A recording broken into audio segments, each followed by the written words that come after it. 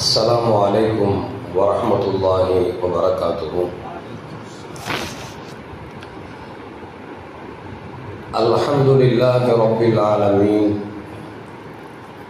والصلاة والسلام على أشرف المرسلين وعلى آله وأصحابه وأزواجه وذرياته وأهل بيته أجمعين. أما بعد فقد قال الله تعالى في القرآن العظيم وفي الفرقان المجيد: أعوذ بالله من الشيطان الرجيم بفضل بسم الله الرحمن الرحيم وإنك لعلى خلق عظيم. صدق الله العلي العظيم. قال نبينا محمد رسول الله صلى الله عليه وسلم: إنما بعثت لأتمم مكارم الأخلاق أو كما قال عليه الصلاة والسلام. رضينا بالله ربا وبالإسلام دينا وبمحمد صلى الله عليه وسلم نبيا ورسولا. يا سيدي يا رسول الله خذ بيدي قلت حيلتي أدركني يا شفيع المذنبين. اللهم صل وسلم وبارك عليه.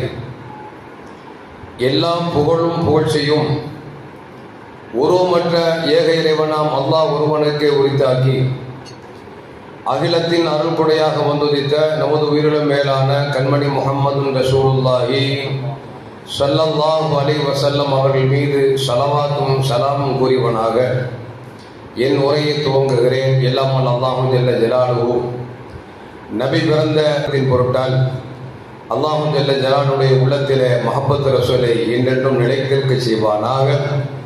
அதன் வெளிப்பாடாக அவர்கள் எந்த மார்க்கத்தை விட்டு சென்றார்களோ அதன்படி வாழ்ந்து நல்ல மூமின்களாக லா இலாஹ இல்லல்லாஹ் முஹம்மது ரசூலுல்லாஹ் என்ற கலிமாவை மொழிந்து ஜன்னத்துல் ஃபிர்தௌஸை கண்ணால் கண்டு அகமகிழ்ந்து சிரித்தவனமா மரணிக்கக்கூடிய நல்பாக்கியம் பெற்ற மக்களில் அல்லாஹ் நம் அனைவர்களையும் ஆக்கி அருள்வானாக. மரணித்தும் மரணிக்காத இறைநேசர்களின் கூட்டத்தில் நம்மை ஆக்கி அருள்வானாக. நாளை மறுமையில கண்மணி முஹம்மது ரசூலுல்லாஹி ஸல்லல்லாஹு அலைஹி வஸல்லம் அவர்களின் திருக்கரங்களால் ஹவுதுல் கௌசர் என்கிற தடாகத்தில் நீர் வருகி அன்னாரின் ஷஃபாத்தை பெற்று அன்னாரின் கரம் பிடித்து ஜன்னத்துல் ஃபிர்தௌஸ் என்ற உயர்ந்த சொர்க்கத்தில் அல்லாஹ் நம் அனைவரையும் சகிமிக்க செய்வானாக. எல்லாவற்றுக்கும் மேலாக இறை அன்பை பெற்று இறைவனை பார்த்து பரவசமடையக்கூடிய அவர்கள் இக்காவையும் ரிலாவையும் பெற்ற மக்களில் அல்லாஹ் நம்மை எல்லாம் ஆக்கிக் கொள்வானாக. மீலாது விழாவுடைய 12 நாட்களும் நபியை பற்றி பேசுவதற்காகவே இப்படி ஒரு அற்புதமான ஏற்பாடை செய்திருக்கிற இந்த பள்ளிவாசலுடைய இமாம்கள், நிர்வாக பெருமக்கள், அதை கேட்பதற்கு வந்து கொண்டிருக்கிற நம் அனைவர்களுக்கு மீதும் அல்லாஹ்வின் சாந்தியும் சமாதானம் என்றென்றும் நிலவச் செய்வானாக. அருமையான மூமின்களை, எனக்கு கொடுக்கப்பட்ட தலைப்பு கண்மணி முஹம்மது ரசூலுல்லாஹி ஸல்லல்லாஹு அலைஹி வஸல்லம் அவர்கள் வாழ்க்கை சுருக்கத்தை ஒரு அற்புதமான முறையிலே தலைப்பாக எனக்கு கொடுத்திருக்கிறார்கள்.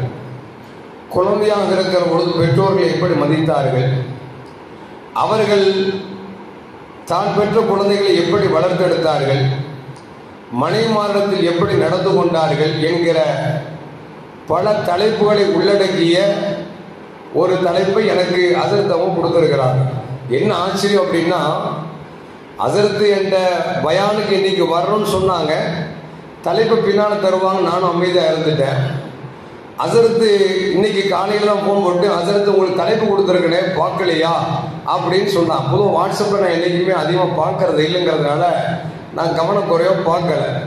ஹஸரத் சொன்ன பிறகு தான் பார்க்குறேன் தலைப்பு இப்படி ஒரு தலைப்பு இருக்குது அப்படிங்கிறது. ஆனால் நான் ஒரு தலைப்பில் பேசலான்னு இருந்தேன்.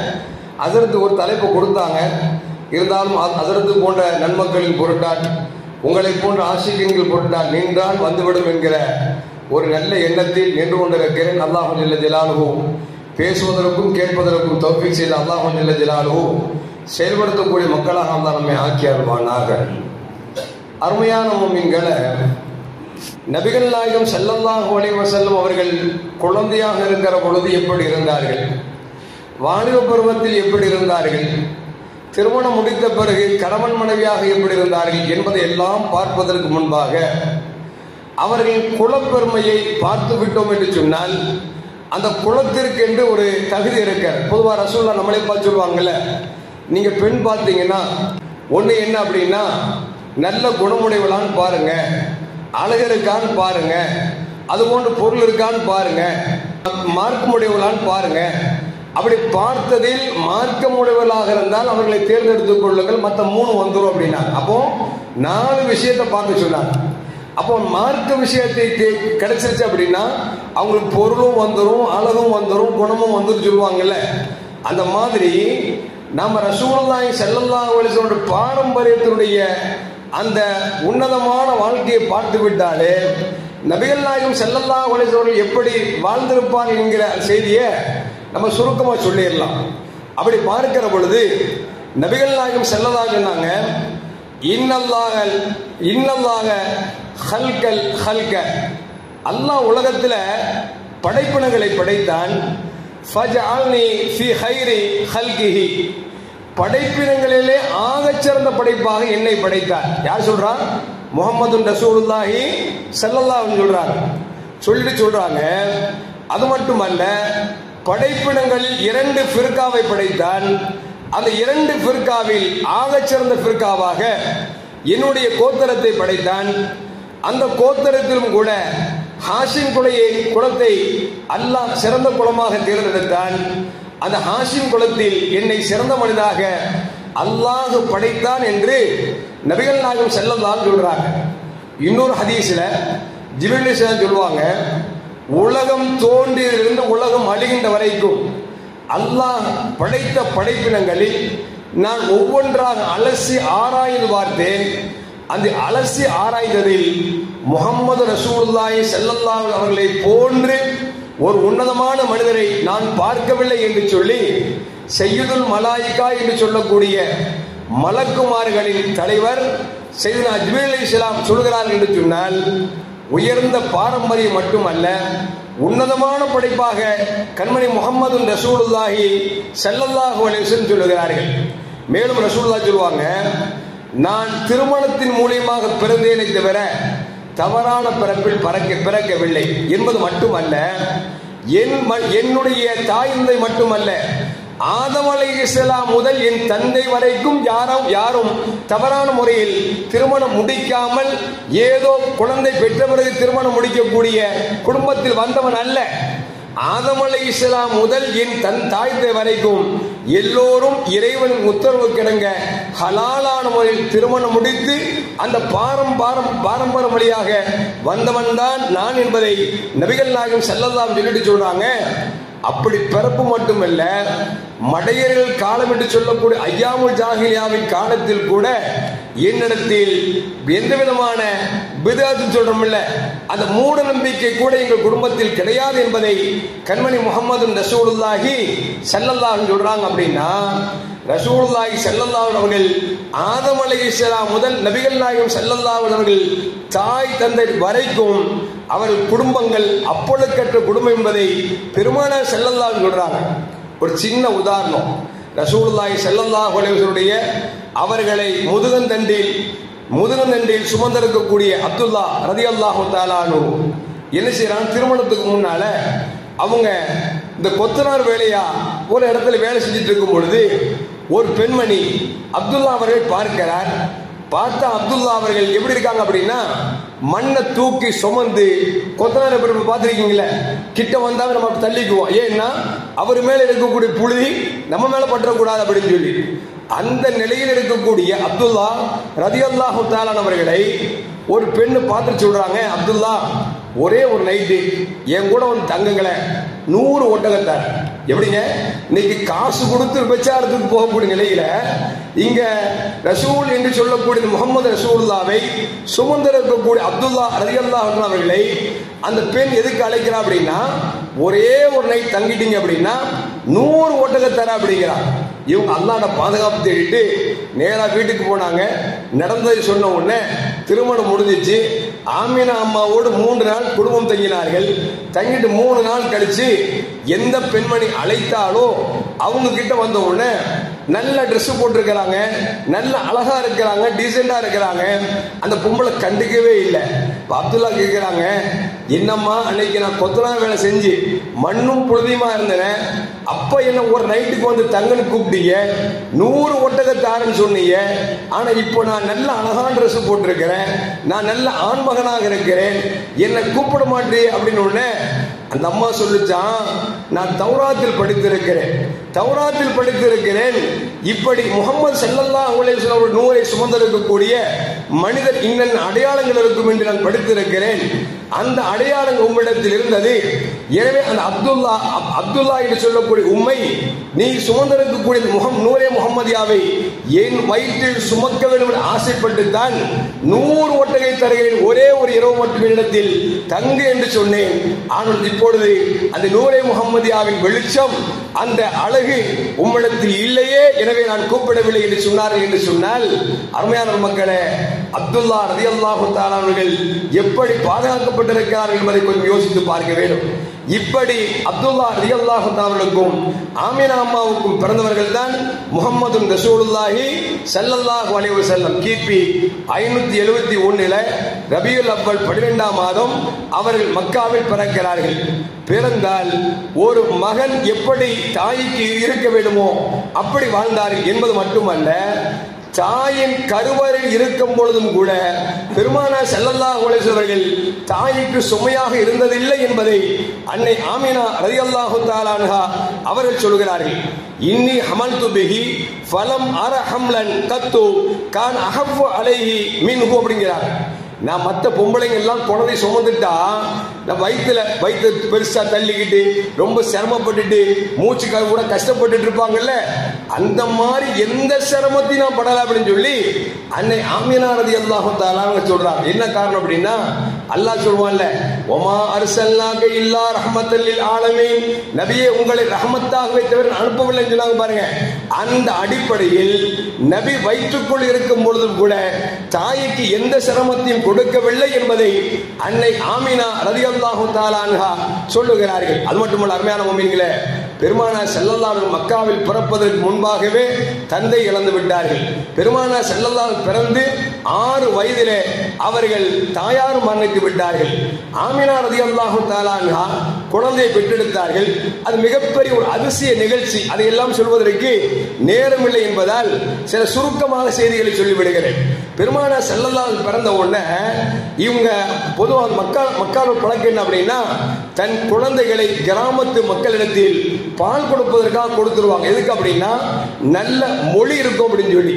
பொதுவாக சிட்டியில பாத்தீங்கன்னா இருக்கிறத ஈக்குது அப்படிம்பாங்க அல்லது கீதும்பாங்க. பொதுவாக திருநெல்வேலியில வந்து பாத்தீங்கன்னா இருக்கிறது அப்படிம்பாங்க, மதுரைக்கு வந்தா இருக்குதும்பாங்க, விழுப்புரத்துக்கு வந்தா இக்குது அப்படிம்பாங்க, சென்னைக்கு வந்து வச்சுங்களேன் கீதும்பாங்க. இருக்கிறத தமிழ் கொஞ்சம் கொஞ்சமா குறைஞ்சு கீது அப்படிம்பாங்க. அந்த மாதிரி கிராமங்கள்ல வார்த்தைகள் ரொம்ப தெளிவா இருக்கிறதுனால மக்காவோட பழக்கம் என்ன அப்படின்னா, கிராமங்களுக்கு கொடுக்கக்கூடிய பழக்கம் இருந்தது. ஆனால் பெருமானார் ஸல்லல்லாஹு அலைஹி வஸல்லம் குழந்தையாக பிறந்தவுடன் அப்துல்லா ரலியல்லாஹு அன்ஹு உடன் பிறந்த சகோதரர் அபூ லஹபுக்கு செய்தியை கொண்டு செல்வதற்காக அபூ லஹபுடைய அடிமை பெண் சுவைபா என்கிற பெண் ஓடோடு சென்று, இந்த மாதிரி உங்க சகோதரருக்கு முகமது என்ற குழந்தை பிறந்திருக்கிறது என்று சொன்ன மாத்திரத்தில் ஆனந்தத்தில் குஷியில் நினைச்சது அப்படின்னா, சுவைபா உன்னை உரிமை விடுகிறேன் என்று சொல்லி அவங்க உரிமை விட்டுட்டாங்க அப்படிங்கிற தகவல் நமக்கு வரலாற்றில் பதிவு செய்யப்படுகிறது. ஏன் அல்லாஹ் அப்படி அந்த சொன்ன உடனே அவர் மனசு மாறி அவர் ஏன் உரிமை விட்டார் அப்படின்னா, ஸல்லல்லாஹு அலைஹி வஸல்லம் அவங்களுக்கு முதலா பால் கொடுக்கிற வாய்ப்பு இந்த சுவைபாங்கிற பெண்ணுக்கு தான் அல்லாஹ் கலாக்கதில் எழுதி வச்சான். ஒருவேளை ரசூலுல்லாஹ் அந்த பெண் உரிமை கிடைக்காம ஒரு அடிமையிடத்தில் பால் குடிச்சான்னு வச்சுங்களேன், ஊர் மக்கள் என்ன சொல்லுவாங்க தெரியுமா, அடிமையிட்ட பால் குடிச்சவர் தானே அப்படின்னு ஏளனமா பேசிடுவாங்கல்ல. அந்த வார்த்தை இல்லாமல் ஆக்குவதற்காகத்தான் அல்லாஹ் என்ன செஞ்சா அப்படின்னா, சுவைபாங்கிற பெண்ணு அப்துல்லா ரலியல்லாஹு அன்ஹு சகோதரர்கிட்ட போய் அபூ லஹப்கிட்ட போய் இந்த மாதிரி குழந்தை பிறக்குன்னு சொன்ன உடனே ஆசையில குஷியில அவர் உரிமை விட்டார். உரிமை விடப்பட்டு சுதந்திரமான பெண்ணாக இந்த சுவைபா திரும்புகிற பொழுது சுவைபா ரலியல்லாஹு தஆலா அவர்களிடத்திலே பெருமானார் ஸல்லல்லாஹு அலைஹி வஸல்லம் பால் குடிச்சாங்க. அதற்கு பிறகு ஹலிமத்து சாதியா ரலியல்லாஹு தஆலா அவங்கள்ட்ட பால் குடிச்சாங்க. அது ஒரு பெரிய அதிசயம். இப்படி பால் குடித்த தாயிடத்திலும் சரி அல்லது பெற்றெடுத்த தாயிடத்திலும் சரி ஒரு மகன் எப்படி இருக்க வேண்டுமோ அப்படி கண்ணியமாக ஒழுக்கமாக வளர்ந்திருக்கிறார்கள் என்பதை வரலாறு நமக்கு சொல்லி காட்டுகிறது. அருமையான முஸ்லிம்களே, அப்படி பார்க்கிற பொழுது அன்னை ஆமினா ரலியல்லாஹு தஆலா அன்ஹா 5 வயசு அல்லது 6 வயசுல அப்துல்லா ரலியல்லாஹு தஆலா தன்னுடைய கணவர் மௌத்தா போனாங்கல்ல, மக்காவுக்கும் மதீனாவுக்கும் மத்தியில அபுவாங்கிற ஒரு இடம், அந்த இடத்துல மௌத்தா போயிட்டாங்க. இப்போ மகனாருக்கு தந்தையினுடைய கபரை காமிக்கணும்னு சொல்லி கூட்டு போற இடத்துல ஆமினா அம்மாவுக்கு உடம்பு சரியில்லாம அவங்களும் மௌத்தா போயிட்டாங்க. இன்னா லில்லாஹி வ இன்னா இலைஹி ராஜிஊன். இன்னைக்கெல்லாம் மௌத்தா போயிட்டா எப்படி ஆகி போச்சு அப்படின்னா, அத்தாவை தூக்கி கபர்ல வச்சுட்டாங்கன்னு வச்சுங்களேன், அப்புறம் எந்த பாத்தியாவும் இல்லை. முன்னோர் நினைச்சாங்க அப்படின்னா இந்த ஃபர்ஸ்ட் பாத்தியா, 3ஆம் பாத்தியா, 10ஆம் பாத்தியான்னு ஓதி சொந்த பந்தங்கள்லாம் கூப்பிட்டு சாப்பாடு போட்டு நன்மை சேர்க்கிற பழக்கம் இருந்துச்சு. இந்த வஹாபின்னு சொல்லி வந்தான் பாருங்க, அல்லாஹ் அக்பர், இருக்கிறது எல்லா குடும்பத்தையும் குழியை கெடுத்து நாசமாக்கி இன்னைக்கு எப்படின்னா மௌத்தா போனதோட முடிஞ்சு போச்சு அப்படிங்கிற மாதிரி ஆக்கிட்டாங்க. இப்படித்தான் ஒரு ஆள் இணைஞ்சார் அப்படின்னா, நம்ம இவ்வளவு சொத்து சேர்த்து வச்சிருக்கோம் பசங்களுக்கு, நம்ம செத்து போனா எப்படி அடக்குவாங்கன்னு சொல்லிட்டு 3 பசங்களை கூப்பிட்டு, டேய் நீ எப்படிதான் என்ன மௌத்தா போன அடக்குவ அப்படின்னு ஒண்ணு ஒருத்தன் சொன்னா, அத்தா நீங்க மௌத்தா போனா நான் தங்கறத வச்சு அதுல உங்களுக்கு கொண்டு போவேன், ஏன்னா நிறைய சொத்து வச்சிருக்கீங்கல்ல அதனால அதுல கொண்டு போவேன் அப்படின்னாரு. இன்னொருத்தர கேட்டார், நீ என்ன செய்வ? இல்லத்தா நான் மாட்டு வண்டியில வச்சு கொண்டு போவேன் அப்படின்னார். இன்னொருத்தனை கேட்டார், நீ என்னடா செய்வ? எதுக்கிட்ட செலவு அப்படின்னு சொல்லி நான் காலை பிடிச்சி தரதரன்னு எழுத்து குழியில போட்டுருவோம்னு பார்த்தாரு.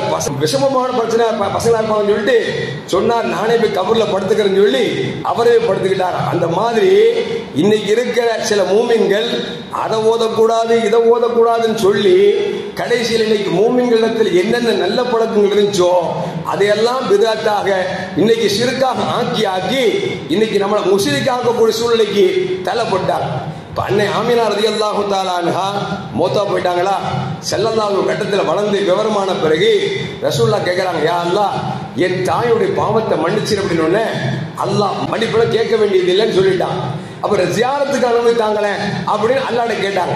அப்ப அல்லாஹ் சொன்னா நீங்க ஜியாரத் பண்ணுங்க அப்படின்னு சொல்லி அல்லாஹ் அனுமதி கொடுத்துட்டான். இந்த ஹதீஸை வச்சுக்கிட்டு நம்ம யாருங்க இந்த ஊரை குழப்பம்னு சொல்லுவாங்க, ஊரை அடிச்சு முளையில போடுறது, இவன் என்ன செஞ்சான் அப்படின்னா பாத்தீங்களாங்க, ரசூலுல்லாஹ் தாய்க்கு பாவமன்னிப்பு கேட்கும் போது அல்லாஹ் அனுமதி கொடுக்கல, ஜியாரத்துக்கு அனுமதி கேட்கும் பொழுது அல்லாஹ் கொடுத்துட்டான். இதுல இருந்து என்ன தெரியுமா, நபியின் தாய்க்கு நரகம் அப்படிங்கிற. அல்லாஹு அக்பர், எவ்வளவு பெரிய அழுத்தமான வார்த்தை.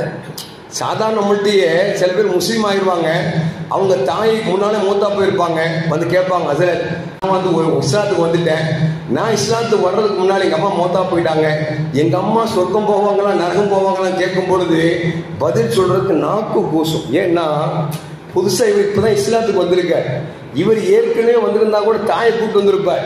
இவர் வர்றதுக்கு முன்னாலே நம்ம காஃபிரா போயிருக்கோம், காஃபிரா போயிட்டா அவங்களுக்கு நரகம் தானே, அதுல மாற்று கருத்து இல்லையே.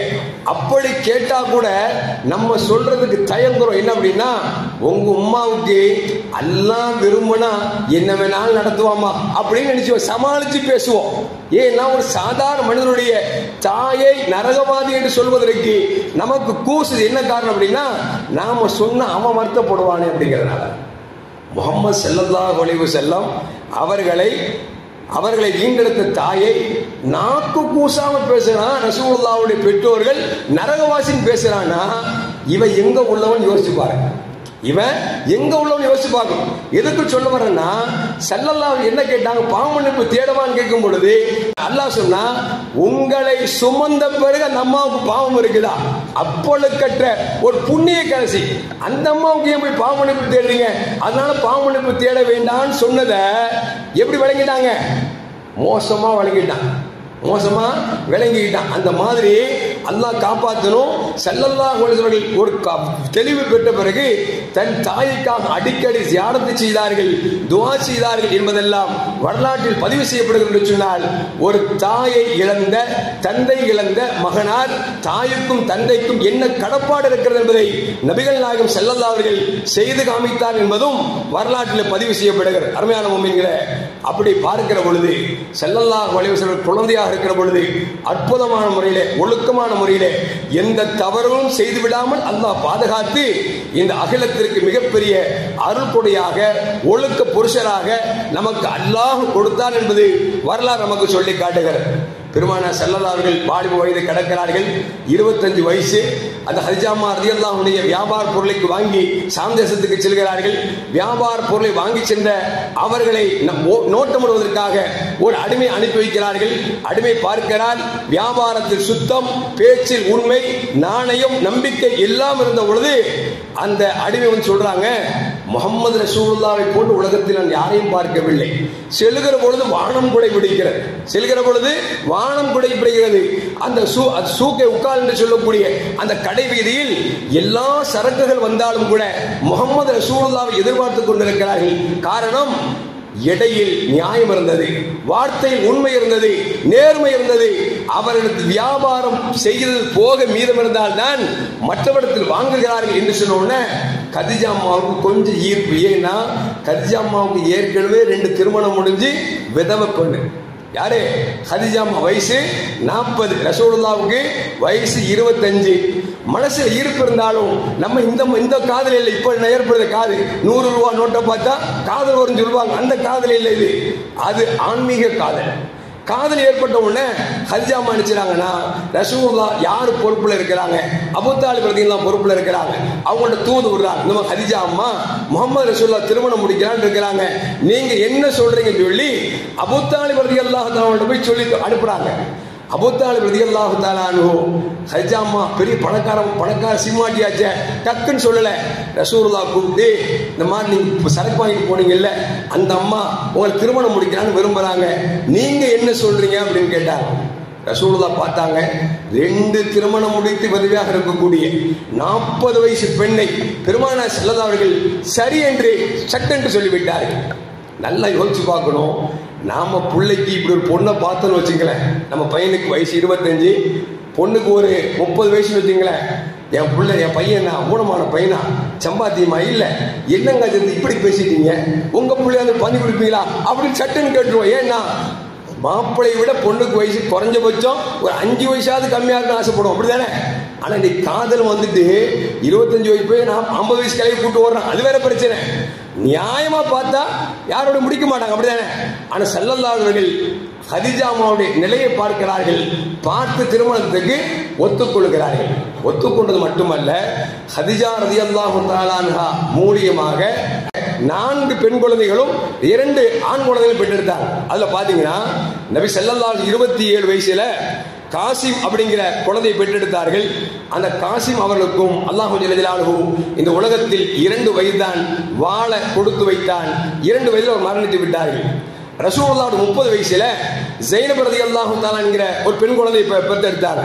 அதுபோன்று ரசூலுல்லாஹ் 33 வயசுல ருக்கையா அப்படிங்கிற ஒரு பெண்ணை அவர்கள் பெற்றெடுத்தார்கள். அந்த ருக்கையா ரலியல்லாஹு தஆலா அவர்களும் 21 வயதிலே மரணித்து விட்டார்கள். அது மட்டுமல்ல, ரசூலுல்லாஹ்வுடைய 34 வயசுல உம்முல் குல்சும் என்கிற ஒரு பெண்ணை பெற்றெடுத்தார்கள். அந்த பெண்ணும் 28 வயசுல வஃபாத் ஆகிவிட்டார்கள். ரசூலுல்லாஹ் 35 வயசுல ஃபாத்திமா ரலியல்லாஹு தஆலா என்று சொல்லக்கூடிய சொர்க்கத்தின் தலைவி என்று சொல்லக்கூடிய அன்னை ஃபாத்திமா அவர்கள் பிறந்தார்கள்.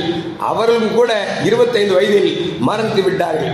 ரசூலுல்லாஹ் 40 வயசுல அப்துல்லா ரலியல்லாஹு தஆலா பிறந்தார்கள். கொஞ்ச நாளிலே அவர்களும் மரணித்து விட்டார்கள்.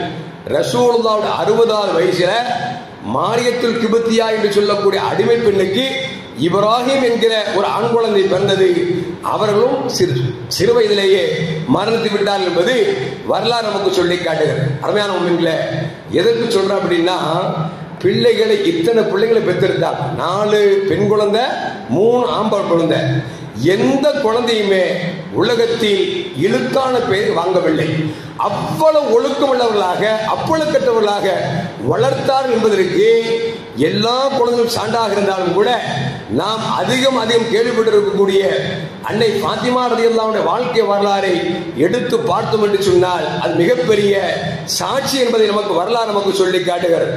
அருமையான முஃமின்களே, பெரும் தலைவர்கள் எல்லாம் பிள்ளையை பெற்றுவிட்டு பெரும்பெரும் கோடீஸ்வரர்கள் எல்லாம் ஏண்டா பிள்ளையை பெற்றோம் அப்படின்னு நினைக்கிற அளவுக்கு தான் இன்னைக்கு பல பேருடைய வாழ்க்கையில் இருக்கு அப்படிங்கிறத மறக்க முடியாத, மறைக்க முடியாத உண்மை. இன்னும் சொல்ல போனா இந்தியாவின் தேசத்தந்தை என்று சொல்லக்கூடிய காந்தி அவர் ஈண்டெடுத்த ஹரிலால் என்று சொல்லக்கூடிய ஒரு ஆண் பிள்ளை லண்டனுக்கு படிக்க அனுப்புறாரு. படிக்க அனுப்புனது மட்டுமல்ல, லண்டனுக்கு போய் அவர் மதத்தை விட்டு ஒரு கிறிஸ்து மதத்துக்கு போய் சேர்ந்தது மட்டுமல்ல, குடித்தான் தன் வாழ்க்கையை அழித்துக் கொண்டான் என்கிற அளவிற்கு தேசபிதா தந்தை என்று சொல்லக்கூடிய காந்தியின் மகன் வரலாற்றிலே இழுக்கான பேர் வாங்கியிருக்கிறார். ஆனால் முகமது ரசூலுல்லாஹி ஸல்லல்லாஹு அலைஹி வஸல்லம் 7 குழந்தைகளை பெற்றெடுத்தாலும் கூட எந்த குழந்தைகளையும் சோடையாக வளர்க்கவில்லை. எல்லோரையும் இந்த சமூகத்திற்கு மிகப்பெரிய வழிகாட்டியாக வளர்த்திருக்கிறார் என்பது வரலாறு நமக்கு சொல்லி காட்டுகிறது. அருமையான முஃமினீன்கள், அப்படி பார்க்கிற பொழுது நபிகள் நாயகம் ஸல்லல்லாஹு அலைஹி வஸல்லம் குழந்தைகள் மீது அதிகம் பாசம் காட்டக்கூடியவர்களாக இருந்திருக்கிறார்கள் என்பதும் வரலாறு நமக்கு சொல்லி காட்டுகிறது. மாரியத்துல் கிப்தியா அவர்கள் ஈண்டெடுத்த இப்ராஹிம் ரலியல்லாஹு தஆலா அன்ஹு அவர்களை பெருமானார் ஸல்லல்லாஹு அலைஹி வஸல்லம் எங்கேயாவது வெளியே போயிட்டாங்கன்னா கொஞ்ச நேரம் திரும்பி வருவாங்க, வந்து பார்ப்பாங்க. இப்படி அடிக்கடி வந்து பார்ப்பாங்க. ஏன்னு சொன்னால் பிள்ளைகள் மீது அலாதியான பாசத்தை கொண்டிருந்தார்கள் என்பதும் வரலாறு நமக்கு சொல்லி காட்டுகிறது. அருமையான முஃமினீன்களே, அப்படி பார்க்கிற பொழுது அன்னை ஃபாத்திமா ரலியல்லாஹு தஆலா அன்ஹா அவர்களை பற்றி உங்களுக்கு நன்றாக தெரியும். அன்னை ஃபாத்திமா ரலியல்லாஹு தஆலா அவர்கள் பெருமானார் ஸல்லல்லாஹு அலைஹி வஸல்லம் ஒரு கட்டத்தில் சொன்னாங்க, யார சொல்லலாம், கையெல்லாம் பாத்திரம் விலக்கி ஓஞ்சு போச்சு, உங்களுக்கு அடிமைகள் வந்திருக்கிறார்கள், எனக்கு ஒரு அடிமையை கொடுத்து விட்டால் எனக்கு சாலச்சிறந்தாக இருக்குமே என்று சொல்லி கேட்ட பொழுது ரசூலுல்லாஹி ஸல்லல்லாஹு அலைஹி வஸல்லம் சொன்னாங்க, உனக்கு வேலை பளுவை குறைப்பதற்கு அடிமை வேண்டுமா, அல்லது நான் ஒரு சில வார்த்தைகளை சொல்லித் தருகிறேன், அந்த வார்த்தைகளை ஓதி உடம்பில் தடவி கொண்டால் உனக்கு ஏற்பட்டிருக்கிற அலுப்புகள் எல்லாம் போய்விடுமே, அது வேண்டுமா என்று கேட்ட பொழுது அன்னை ஃபாத்திமா ரலியல்லாஹு தஆலா சொன்ன வார்த்தையை பொன்னெழுத்துக்களால் பொறிக்கப்பட வேண்டும். நம்மள்ட்ட புள்ள கேட்டுச்சு வச்சுங்களேன், பாப்பா நடந்து போ, புள்ள கேட்க, அத்தா நான் காலேஜ் போனதுக்கு கொஞ்சம் 1 கிலோமீட்டர் நடந்து போ சிரமமா இருக்குது, வண்டி வாங்கிட்டான்னு கேட்டான்னு வச்சுங்களேன், நம்ம சொல்லுவோம், பாப்பா ரோடு மோசமா இருக்கு, டிராபிக்கா இருக்கு, வண்டிக்கு பெட்ரோல் போடுறானே இல்லையோ அவனுக்கு பெட்ரோல் போடுறான், எங்கேயாவது இடிச்சுட்டேன்னா ரொம்ப சிரமமான்னு சொல்லி பாருங்களேன். நீ நடந்து போனா உனக்கு வாக்கிங்குமா, உடம்பு ஆரோக்கியமா, அப்படி நல்ல சொல்லி பாருங்க. கடைசி எல்லாம் கேட்டு கடைசி பிடிச்சிடும், அத்தா அதெல்லாம் விடுங்கத்தா வண்டி வாங்கி கொடுத்தாங்க. ஏன் அப்படின்னா அந்த பிள்ளைக்கு அவ்வளவுதான் பக்குவம். இங்க ரசூலுல்லாஹி ஸல்லல்லாஹு அலைஹி வஸல்லம் கேட்கிறாங்க, யார் ரசூலுல்லாஹ், பிள்ளைகளை வளர்க்க வேண்டியது இருக்கிறது, பாத்திரம் நானே விளக்க வேண்டியது இருக்கிறது, நானே சமைக்க வேண்டியது இருக்கிறது, எனவே நீங்கள் எனக்கு ஒரு அடிமை தாருங்கள் என்று கேட்ட பொழுது ரசூலுல்லாஹ் சொல்றாங்க, அடிமை வேண்டுமா அல்லது நீ சொல்லித்தரக்கூடிய கலிமாவை ஓதிக்கொண்டால் அலுப்புகள் எல்லாம் சென்று விட்டு அடுத்த நாள் புத்துணர்வு கிடைக்குமே, அப்படிப்பட்ட கலிமா வேண்டுமா என்று கேட்ட பொழுது அன்னை ஃபாத்திமா ரலியல்லாஹு சொன்னாங்க, யார சொல்லலாம், இந்த கலிமாவை சொன்னீங்க, இந்த கலிமாவை சொல்லிக் கொடுங்கன்னு சொல்லி சொன்னாங்க. நபி சொன்னாங்க, 33 சுப்ஹானல்லாஹ், 33 அல்ஹம்துலில்லாஹ், 34 அல்லாஹு அக்பர் என்று சொல்லி ஓதி உடலில் தடவிக்கொள், உனக்கு ஏற்பட்ட களைப்புகள் எல்லாம் பலகீனம் எல்லாம் பறந்து போய்விடும் என்று சொன்னார்கள். அந்த தஸ்பீஹுக்கு பேரே தஸ்பீஹ் ஃபாத்திமா என்று பேர் மாறியது என்று சொன்னால், அருமையான பெருமக்களே, எப்படி பெருமானார் ஸல்லல்லாஹு அலைஹி வஸல்லம் வளர்த்திருக்கிறார்கள் அப்படிங்கிறதையும் கொஞ்சம் யோசிச்சு பாருங்க. அது மட்டுமல்ல, ஒரு கட்டத்தில் ஸல்லல்லாஹு அலைஹி வஸல்லம் ஃபாத்திமா அம்மா வர்றாங்க, வந்த உடனே கழுத்துல பார்க்கறாங்க ஒரு தங்க மாலை ஒன்று போட்டிருக்காங்க. யாருங்க? ரசூலுல்லாஹி ஸல்லல்லாஹு அலைஹி வஸல்லம் ஈரக்குலை என்று சொல்லக்கூடிய அன்னை ஃபாத்திமா ரலியல்லாஹு தஆலா அன்ஹா தங்க செயின் ஒன்று போட்டுக்கிறாங்க. பார்த்து விட்டு ரசூலுல்லாஹ் கேட்டாங்க, ஃபாத்திமா நாளை நரகத்தில் இருக்கக்கூடிய அடையாளமாக தங்கத்தை போட்டிருக்கிறாயே என்று கேட்டாங்க. என்னங்க அதிர்ச்சி இப்படி சொல்றீங்க, பொம்பளைங்க தங்கம் போடலாம, இங்க ரசூலுல்லாஹ் இப்படி சொல்லிட்டாங்களே. நபியை பொறுத்த வரைக்கும் ஆடம்பர பொருள் இருப்பதை விரும்ப மாட்டார்கள். ஆனா ரசூலுல்லாஹ் கேட்டாங்க, என்ன நரகத்தில் அனுபவிக்கக்கூடிய இந்த கழுத்துல செயினை போட்டிருக்கிறீ அப்படின்னு உடனே ஒன்னும் செய்யல, நேர கடைவீதிக்கு போனாங்க, அதை வித்தாங்க, 7 வழி மக்களுக்கு வாரி கொடுத்து விட்டு வந்தார்கள். வந்தது மட்டுமல்ல, சொன்னாங்க, அல்ஹம்துலில்லாஹி அல்லதி அன்ஜா ஃபாத்திமத மினன் நார், நரகத்தை விட்டு பாதுகாத்த அல்லாஹ்விற்கு எல்லா புகழும் என்று சொல்லி அன்னை ஃபாத்திமா ரலியல்லாஹு தஆலா அன்ஹா அல்லாஹ்வை புகழ்ந்தார்கள் என்று சொன்னால், இதுதாங்க மனப்பக்குவம். பிள்ளையை பெத்தா இப்படி பெக்கணும்னு சொல்லுவாங்க. ஃபாத்திமா வாழ்ந்த முறை உனக்கு தெரியுமா, அந்த பாட்டெல்லாம் உண்மையிலே கேட்கணுங்க. இப்ப நம்ம மக்கள் எங்க கேட்கிறாங்க, அதெல்லாம் ஒரு காலத்துல கல்யாணமா இருந்தா கூட நினைச்சுவாங்க பாட்டு போட்டு அது நமக்கு ஒரு ரசனையா தெரியும். ஆனா இன்னைக்கு அந்த பாட்டெல்லாம் போய் எந்தெந்த பாட்டோ வந்து என்னென்ன கர்மமோ நடந்துட்டு இருக்கு.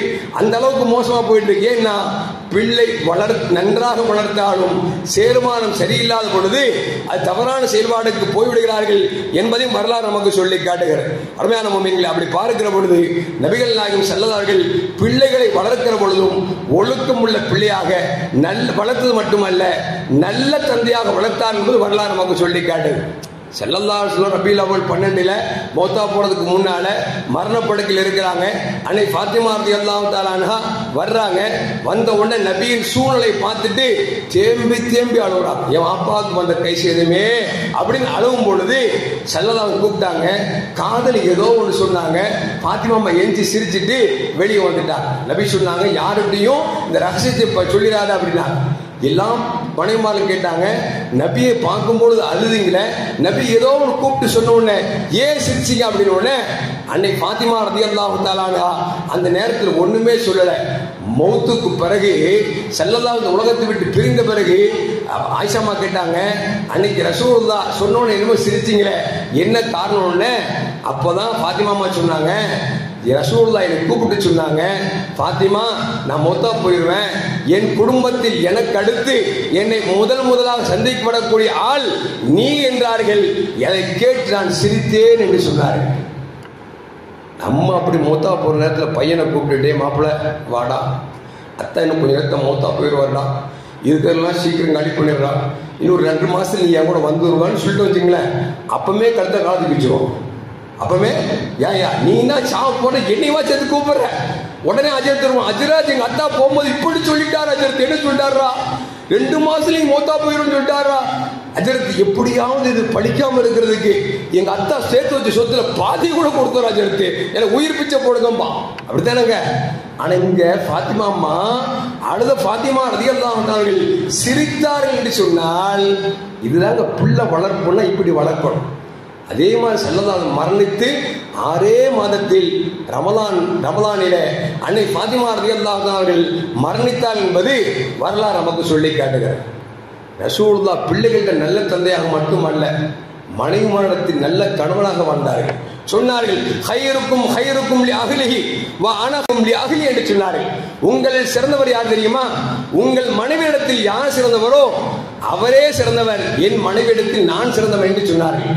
இப்ப நம்மள என் முதல் நம்ம சொல்ல முடியுமாங்க? அப்படி என் பொண்டாட்டி நான் நல்லோன்னு சொல்ல முடியுமா? பக்கத்தில் நம்ம சொல்லிட்டு வந்து பக்கத்தில் மனைவி இருந்தா அப்படி இருப்பான். ஏன் அவரை பத்தி கேளுங்க, வண்டவாளத்துக்குள்ள தண்டவாளத்துல ஏற்றுவேன் அப்படின்பா. ஏன் நான் பொதுவாக மனைவி மாட்ட நாம என்ன சொல்றோமோ அது நேர் மாற்றமா நடக்கணும் பழக்கிறது.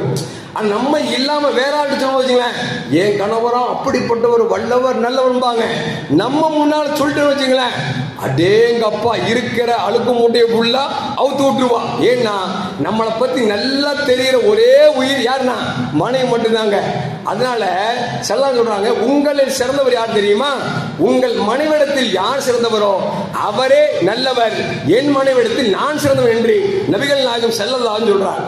அது மட்டுமல்ல, அருமையான முஃமின்களே, ரசூலுல்லாஹ்ட்ட அப்னு ஆஸ் கேட்கிறாங்க, யார் ரசூலுல்லாஹ், மன் அஹப்புன் நாஸ் இலைக்க, மக்களிலேயே உங்களுக்கு ஆக பிரியமானவர் யார் என்று கேட்ட பொழுது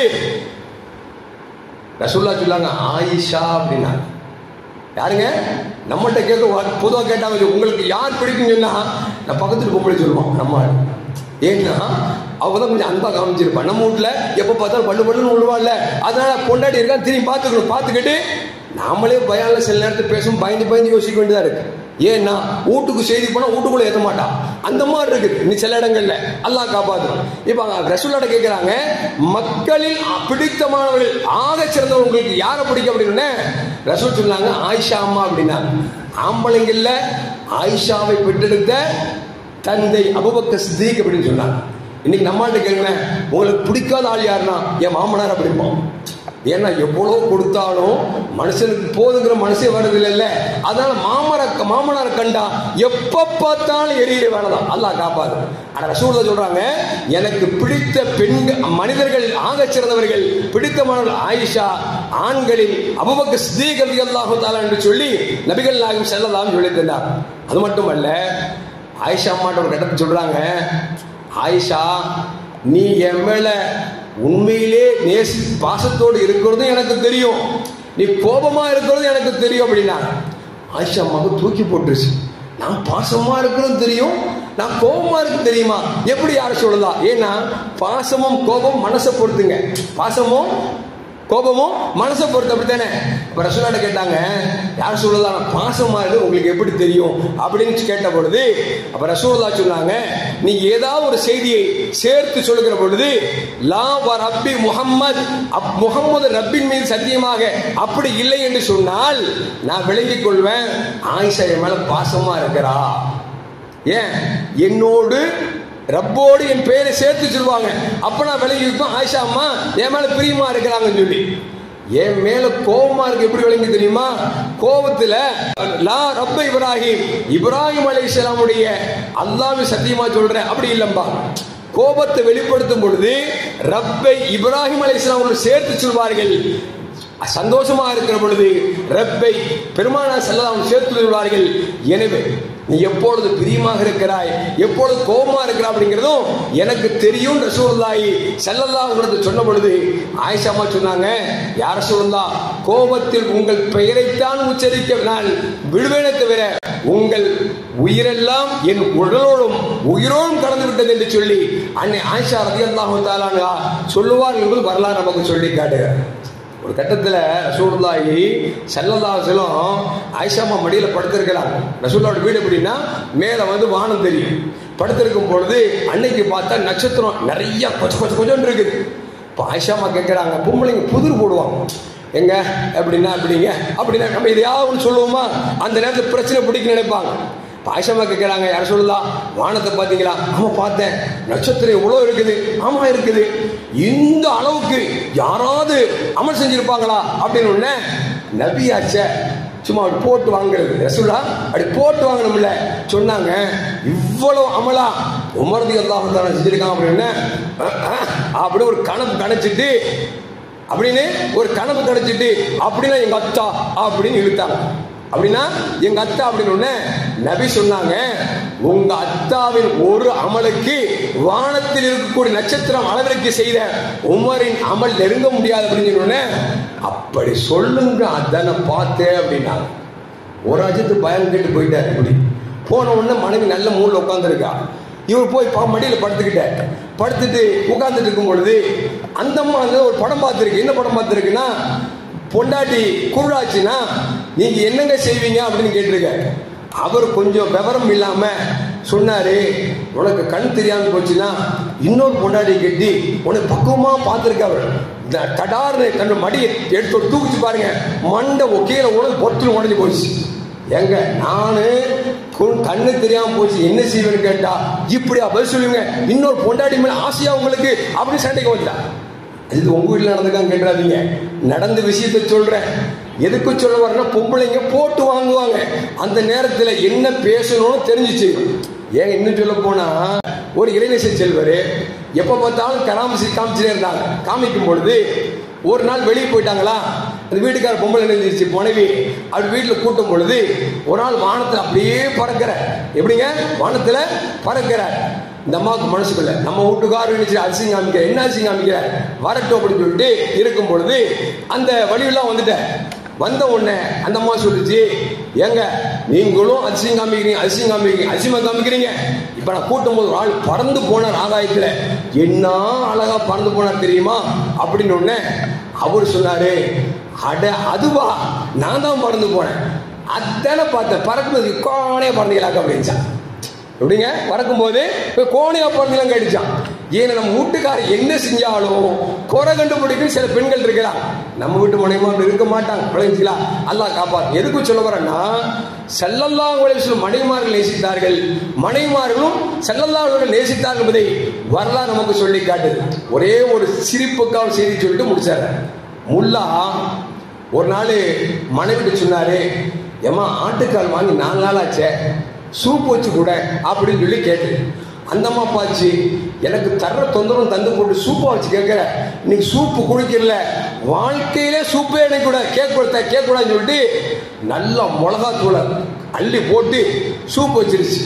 அவர்கிட்ட சொல்லிச்சுங்க, நீங்க ஆசைப்பட்ட சூப்பு செஞ்சுட்டேன் எடுத்து கூடிய. இல்ல கொஞ்ச நேரம் ஆகட்டுமா, கொஞ்சம் ஆறட்டுங்கிற.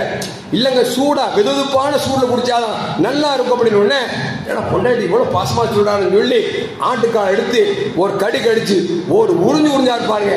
உடம்புல என்ன ஆகும், நாசிக்கு ஏறி லொக்கு லொக்கு லொக்குன்னு இரும்பி கண்ணெல்லாம் தண்ணி மூக்கெல்லாம் தண்ணி அவன் அழுகுற. அந்த அம்மா கேட்டுச்சு, ஏங்க அழுகுறீங்க? இல்லம்மா, இந்த சூப்பு குடிக்கும் போது உங்க அத்தா இல்லையேன்னு நான் நினைச்சு அழுகிறேன் அப்படின்னு ஒண்ணு. அந்த அம்மா கேட்டுச்சு, எங்க உங்க மாமனார் மேல அவ்வளவு பிரியமா? இல்ல அந்த ஆளும் குடிச்சிட்டு இந்த மாதிரி லொக்கு லொக்குன்னு இரும்ப நான் பார்க்கணும் ஆசைப்படுறேன் அப்படின்னா. அந்த மாதிரி எல்லா வீட்டிலும் இல்லை, சில பெண்கள் மட்டும்தான். ஆனால் ஆயிஷா ரலியல்லாஹு தஆலா அன்ஹா முதல் ஸல்லல்லாஹு எத்தனை மனைவிமார்கள் முடித்தார்களோ அத்தனை பேரிடத்திலும் பெருமானார் ஸல்லல்லாஹு அவர்கள் நல்ல பெயரோடு வாழ்ந்தார்கள் என்பது மட்டுமல்ல. ஸல்லல்லாஹு சொல்வாங்க, நீங்கள் மனைவிமாருக்கு நல்ல பேர் வாங்குகிற பொழுதுதான் அல்லாஹ்விற்கு நல்ல பேர் வாங்க முடியும் என்று நபிகள் நாயகம் ஸல்லல்லாஹு சொன்னார்கள். அந்த விதத்தில் பெருமானார் ஸல்லல்லாஹு வாழ்க்கை அப்பொழுக்கற்ற வாழ்க்கையாக அல்லாஹ் சொன்னான், இன்னக லஅலா குலுகின் அதீம், நீங்க உன்னதமான நற்குணத்தின் மீது உங்களை அல்லாஹ் படைத்தான் என்று சொன்னானே, ஆக்கியிருக்கிறான் என்று சொன்னானே. அதன் அடிப்படையில் உலகத்தில் அவர்கள் எந்த பக்கத்தை திருப்பினாலும், குழந்தை பருவமாக இருந்தாலும், வாலிப பருவமாக இருந்தாலும், அல்லது திருமணம் முடித்து கணவனாக இருந்தாலும், அல்லது குழந்தையை பெற்றெடுத்த தந்தையாக இருந்தாலும், எல்லா பக்கத்திலும் பெருமானார் ஸல்லல்லாஹு அவர்கள் முழுமதியாக வாழ்ந்திருக்கிறார்கள். எல்லாம் வல்ல அல்லாஹ் ஜல்ல ஜலாலுஹு நபியின் விஷயத்தை எதையெல்லாம் கேட்டோமோ அதன்படி செயல்படுத்தக்கூடிய நல்ல மூமின்களின் கூட்டத்தில் அல்லாஹ் என்னையும் உங்களை மாற்றி அருள்வானாக. அஸ்ஸலாமு அலைக்கும் வரஹ்மத்துல்லாஹி வபரகாத்துஹு.